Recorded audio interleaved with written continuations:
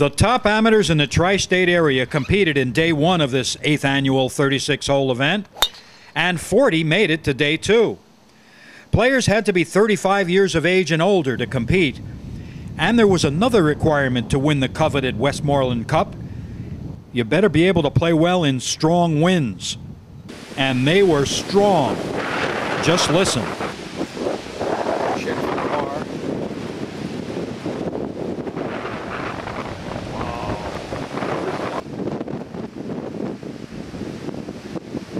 First round leader Brian Komline of Black Oak Golf Club in Long Valley, New Jersey, was the only player to break par in round one.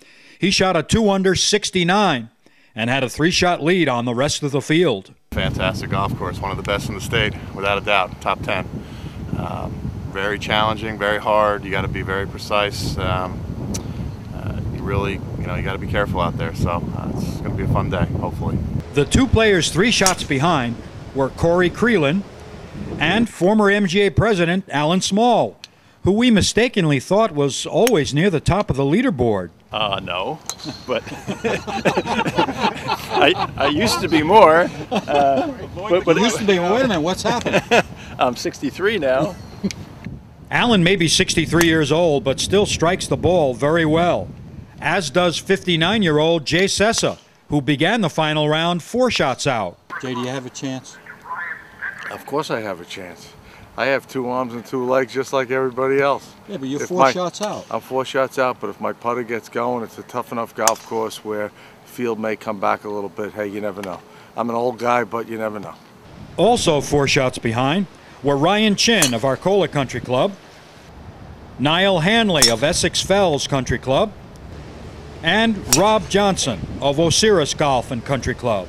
Brian's 2-shot lead at the turn and 1 under for the tournament looked good, especially when Alan Small and Corey Creelan were struggling in these very difficult conditions. Alan hit an excellent tee shot to the par 3 7th here and made birdie, but finished well back with a slew of bogeys on his card. Corey Creelan double bogeyed number 1 and then added 6 more bogeys on the front 9 to finish any chances that he had. Jay Sessa was 5 shots back with 3 to play, but left a few shots in the bunker here on the par 3 16th and finished in 6th place. Ryan Chin made 5 consecutive pars on the back 9, but bogeys on 15 and 16 ended his chances.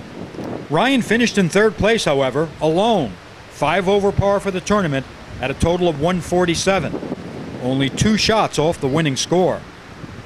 To show you how difficult it was out there, only 5 of 40 players scored lower in the 2nd round than in the 1st. On the closing 9, Brian Komline's 2-shot lead over Niall Handley didn't last long, as he double bogeyed number 11. And then when he bogeyed the 377-yard par 4 12th, he actually lost the lead, as Niall ran off 3 straight pars on holes 10 through 12. Niall Handley was playing 3 groups ahead of Brian Komline. So when Niall bogeyed 13 and then bogeyed 15, Brian regained the 2-shot lead he lost by first birdieing the 436-yard par 4 13th and then making par on number 15. Well, Niall knew he was 2 shots behind as he stepped to the 18th tee and hit his tee shot to the left side of the fairway. But his second missed the green to the left, and he was faced with a delicate chip shot and a must up and down. His effort drew applause from the gallery, but now he had to make the putt.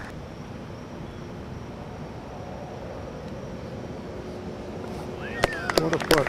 A hell of an up and down. After being congratulated by last year's winner and playing partner Michael Carger, it was time to wait for Brian Komline to finish. And after he birdied 13, Brian parred holes 14 through 16 and had that 2-stroke lead with just 2 to play. If Brian misses this, he double bogeys. And he just touches it. Oh, it just misses right. That's a 7. He's tied for the lead with 1 hole to play. Well, now the big shot for Brian Komline. Brian with a double bogey on 17 is now even. Ryan hits the ball quickly, Stay there, baby. If it goes down that hill, he's going to have trouble. And he's going back down the hill and off the green. Brian Komline's got to get up and down from off the green, ladies and gentlemen, to get into a playoff. Young man's got to be feeling the pressure now.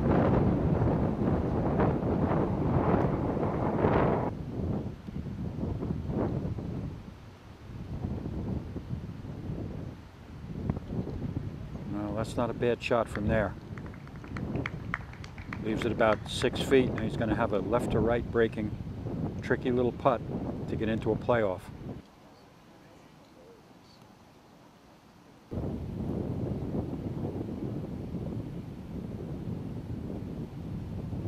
Oh. Niall Handley wins